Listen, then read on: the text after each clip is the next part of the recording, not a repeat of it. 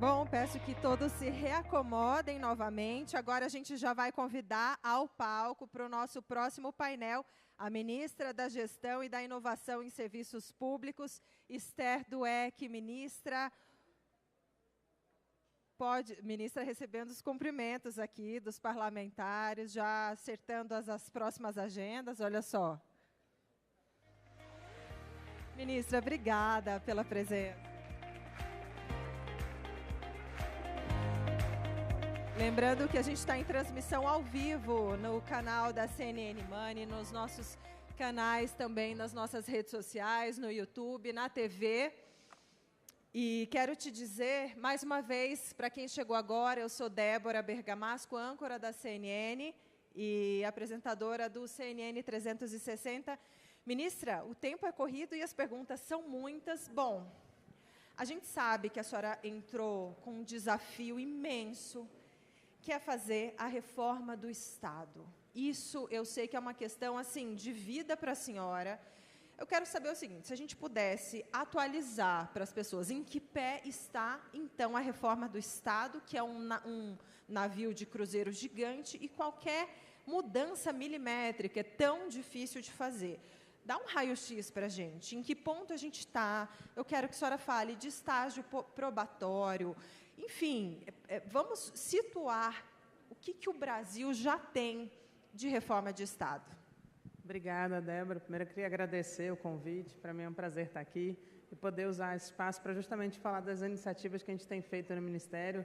Né? E a gente estava vindo para cá, a gente fez um balanço. Recentemente, eu tive num debate na Fiesp, onde a gente apresentou a agenda que o Ministério tem feito. A gente estava fazendo uma contagem, já tem mais de 31 projetos nessa área de transformação do Estado, como a gente gosta de chamar. A gente tem trabalhado em 3 frentes importantes. O Ministério, ele, de fato, é um ministério que ele provê os recursos para o Estado poder atuar. Então, a gente trabalha em 3 frentes importantes. Uma é na frente da gestão de servidores, das pessoas, que é super importante.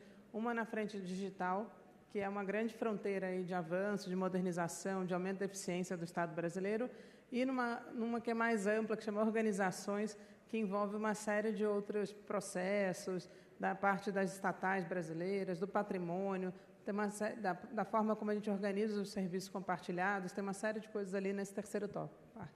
Na primeira de pessoas, a gente tem trabalhado no amplo ciclo que a gente chama laboral. Da entrada, foi o concurso nacional unificado, as cotas na entrada do serviço público, a gente tem avançado, o projeto já foi aprovado no Senado, na Câmara, voltou para o Senado, agora está para ser aprovado o novo projeto. A gente aprovou uma lei geral de concursos públicos, que é uma ampla, que vale para todas as esferas. A gente tem trabalhado num processo que, na nossa visão, é uma das nossas principais prioridades também, é a avaliação de desempenho dos servidores. A gente defende muito, a gente defende a estabilidade do servidor público, mas ela não pode ser um benefício do mau servidor. Então, a gente tem trabalhado muito em algo que o Brasil não tinha de forma institucionalizada, que é uma forma de avaliação de desempenho. Algumas carreiras faziam bem, outras não. Então, a gente tem trabalhado muito nisso. A MP que está no Congresso, o PL que a gente encaminhou, ele trata desse ponto para a gente ampliar esse sistema. E desde que a gente chegou em 2023, a gente reformulou o Programa de Gestão e Desempenho para que ele seja casado não como uma meta individual de cada servidor, mas o plano de trabalho de cada servidor, como ele contribui para alcançar os objetivos da área onde ele atua e no Ministério onde ele atua. A gente tem trabalhado também olhando o processo de permanente de promoção, e associando essa avaliação de desempenho ao processo de progressão e promoção dos servidores, que muitas vezes se dava pura e simplesmente pelo passar do tempo, sem premiar mais aqueles melhores servidores. Então, a gente tem feito um trabalho importantíssimo na nossa visão, que é na entrada, no engajamento do servidor ao longo da sua vida laboral e também olhando aí a saída, discutindo esse processo de saída dos servidores ali no processo de aposentadoria, olhando e dimensionando, que talvez acho que uma das coisas principais que a gente está fazendo é dimensionar corretamente a força de trabalho para, na entrada, a gente escolher aquelas carreiras que são necessárias, A gente está feito um trabalho de transformar cargos obsoletos e entrar. Na parte digital, que é grande também, a gente tem 2 projetos muito prioritários, que é o Banco de Dados do Brasil que é a gente poder integrar os dados para poder, a partir dele, usar isso de forma a melhorar os serviços públicos. A nossa rede GovBR, que já dá acesso a mais de 4.500 serviços, incluindo estados e municípios, e a Carteira de Identidade Nacional, que é um grande projeto. E nas organizações tem vários projetos que eu posso depois detalhar também. Tá. Ministra, muito rapidamente, que o nosso tempo é bem curto, é o seguinte, hoje a gente sabe que a avaliação dos servidores é muito importante, a questão da estabilidade, ela tem uma razão de ser. Hoje a gente está num governo democrático, etc., etc., existe uma preocupação de que as coisas mudem politicamente e que possa haver perseguição política a pessoas dentro da estrutura federal?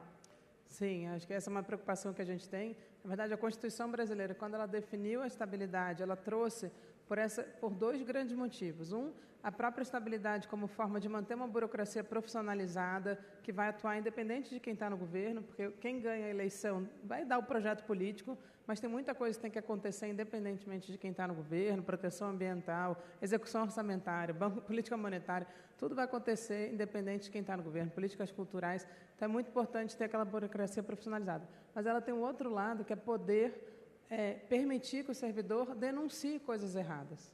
Né? Isso é super importante porque protege o Estado, né, contra malfeitos, contra a corrupção. Então, eventualmente, a gente tem muita preocupação justamente em garantir isso para uma proteção do Estado brasileiro, tanto de ter uma burocracia profissionalizada, quanto essa que vai denunciar coisas erradas e evitando um risco de perseguição. Né? Então, sim, a gente tem essa preocupação, mas acho que muito importante é que isso tem que sim estar associado a um processo de avaliação continuada do servidor. Inclusive, você pediu para eu mencionar o estágio probatório, a gente pela primeira vez regulamentou o estágio probatório, fortalecendo muito esse período onde não há estabilidade ainda, que são os 3 primeiros anos na carreira, para que a gente tenha uma boa avaliação daquele servidor que está entrando, se de fato ele tem o perfil, se ele tem a capacidade de poder atuar naquela área, e usando isso, e estabelecendo marcos para avaliação, estabelecendo métricas para avaliação, para que a gente possa fazer uma boa avaliação ali naquele início, para que a gente selecione bem os nossos servidores.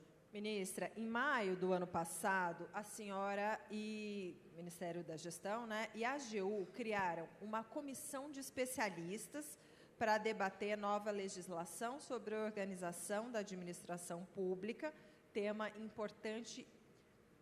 Não queria falar sobre a importância, eu queria falar sobre resultados concretos. O que tem um ano depois? Um ano depois, essa comissão está terminando o seu estudo. A gente definiu com a comissão quais áreas que vão entrar. A comissão deve entregar em breve um relatório. Era uma comissão com alguns especialistas de direito, porque essa é a lei que vai reformular o direito administrativo. A gente está chamando de Lei Geral do Serviço Público.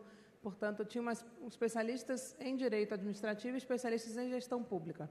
E eles ouviram outros especialistas para formular uma proposta onde a gente vai apresentar em breve, ainda não um anteprojeto, que era a nossa ideia, até o meio do ano, ou início do segundo semestre, ter o anteprojeto, mas as grandes temas que vão entrar e em que área que vão estabelecer. A gente está para apresentar isso em breve, essa comissão. Adianta alguma coisa para a gente, o que vai entrar? Alguma coisinha desse relatório?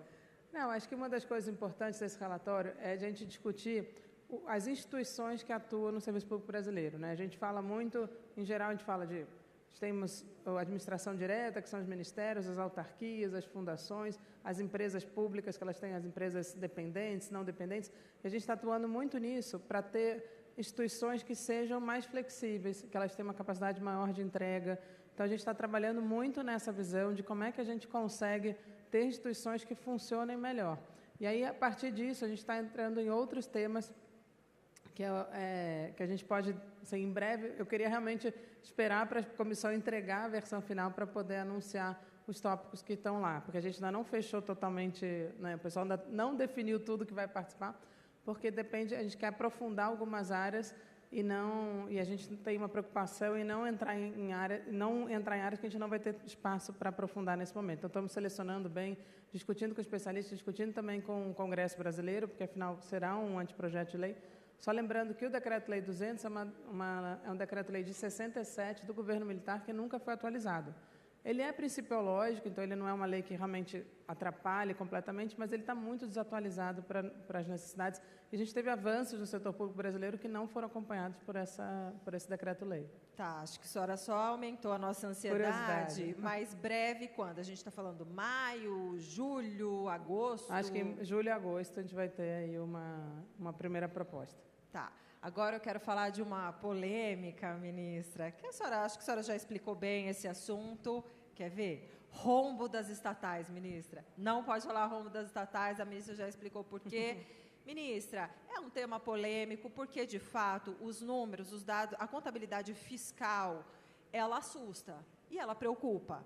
Porque, poxa, o histórico da questão das estatais é algo que, de fato, preocupa o Brasil. A estatal é nossa, é dos brasileiros. Então, quando a gente vê, mesmo que seja uma contabilidade fiscal negativa, ela dá aquele choque, aquele impacto. A senhora disse, não, veja só, lá para março, abril, quando começam, então, saírem os balanços, né, completos, a gente vai ver que a outra contabilidade, que não é a contabilidade fiscal, né, mas a outra contabilidade da empresa empresarial, ela é diferente. Exato. E aí vai ver que não tem rombo e que ela tem lucro. Perfeito. A senhora já teve relatos das empresas? O que a senhora já tem de relato que vem por aí? Olha, na verdade, confirmo o que a gente tinha dito. Né? A gente tem, só lembrando que a gente tem 2 tipos de empresas públicas, as dependentes e as não dependentes. As empresas dependentes estão dentro do orçamento fiscal e da Seguridade, portanto, as receitas e despesas delas estão contabilizadas no déficit do governo, né? Então, portanto, elas não fazem parte desse balanço das estatais. E a gente tem as empresas não dependentes. Dessas empresas não dependentes, estão fora do cálculo que a gente apresenta, o Banco Central apresenta, os bancos, as instituições financeiras, porque a variação de balanço deles é diária, conforme as pessoas depositam dinheiro, tiram dinheiro, portanto, não faria sentido contabilizá-los. E a Petrobras, que lá em 2008 houve um entendimento geral de que era uma empresa que precisaria estar fora dessa estatística para poder ter espaço de investimento. Portanto, sobram 19 empresas das 44 principais empresas públicas federais, incluindo suas subsidiárias, são 19 empresas que estão nesse cálculo, das quais 11 apresentavam déficit.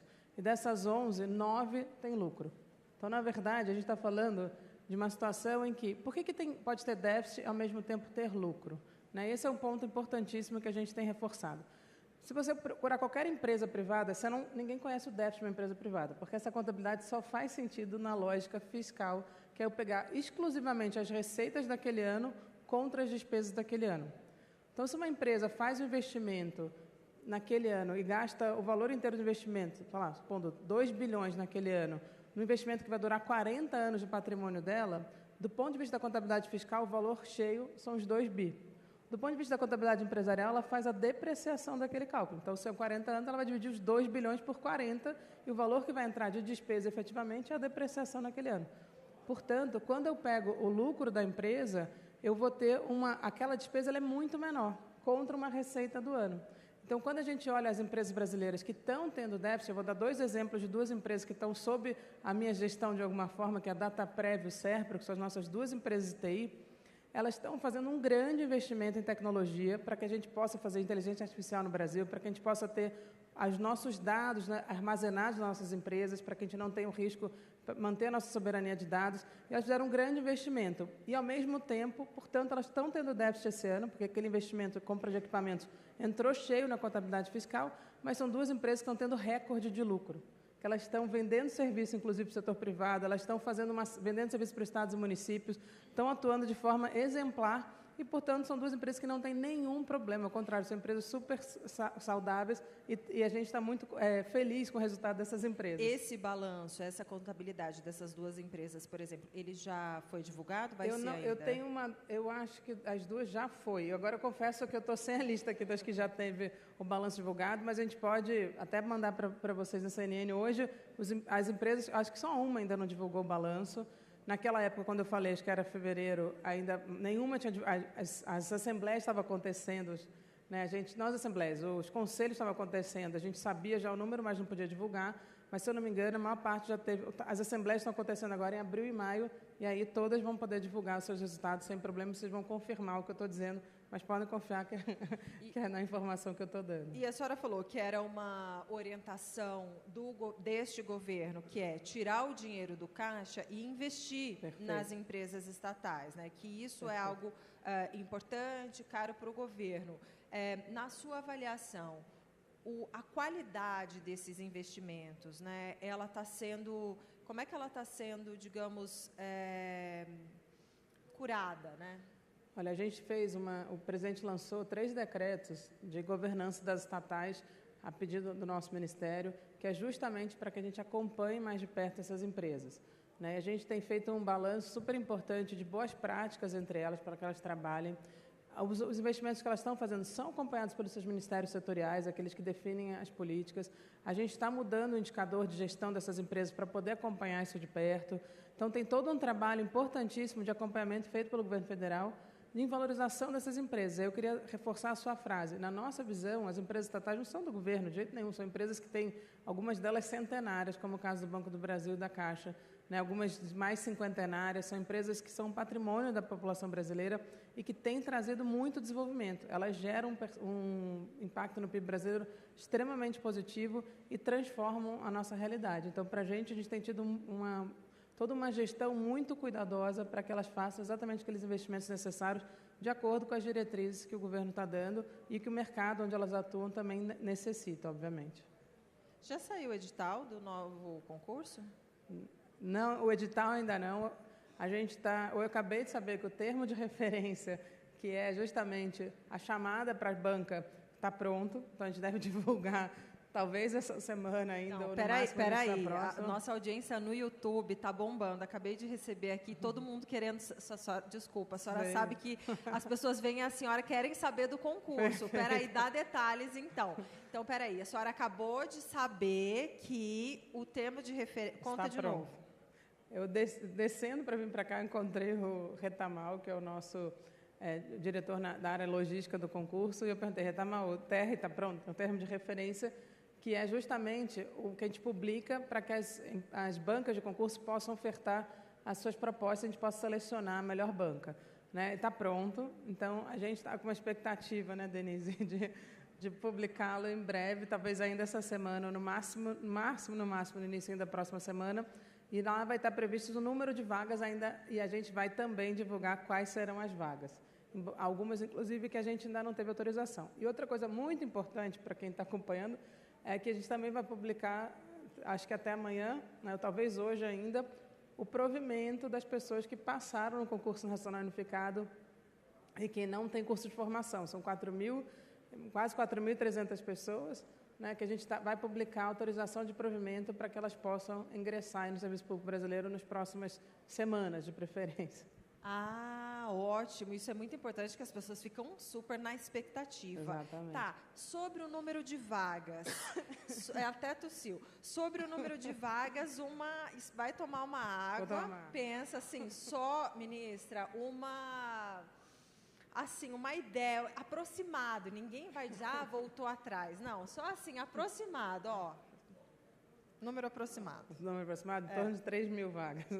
Em torno de 3.000 vagas. Em torno de 3.000 vagas. E aí os valores são mais ou menos? Não, essa parte... Uma carreira todo mundo já sabe. 2 carreiras todo mundo já sabe, que são as 2 carreiras novas. E que eu queria só aproveitar para fazer uma propaganda dessas 2 carreiras novas para as pessoas que estão aí acompanhando a audiência. São 2 carreiras que, na nossa visão, estão complementando as nossas carreiras transversais, que é a nossa visão de futuro do Serviço Público Brasileiro. A gente acha que tem que ter poucas carreiras transversais que possam atuar nos diversos ministérios, e 2 delas estão no projeto de lei que está no Congresso Federal para ser aprovado, que é uma ligada à defesa e segurança pública e a outra de desenvolvimento socioeconômico, que são 2 carreiras muito importantes que complementam as carreiras de política social, de analista de infraestrutura, de analista de tecnologia da informação, que são nossas grandes carreiras transversais, obviamente, em cima de todas essas, no sentido de ser mais ampla, não em cima, mas a EPPGG, né, que são gestores, que é uma carreira ainda mais transversal, porque ela realmente pode atuar em qualquer ministério. Nossa visão é que essas são as carreiras de futuro, e essas 2 elas têm salários iniciais em torno de 9.000, quase 10.000 reais, indo até 21.000, e essas são 2 carreiras que eu posso confirmar que estarão e posso dar os salários.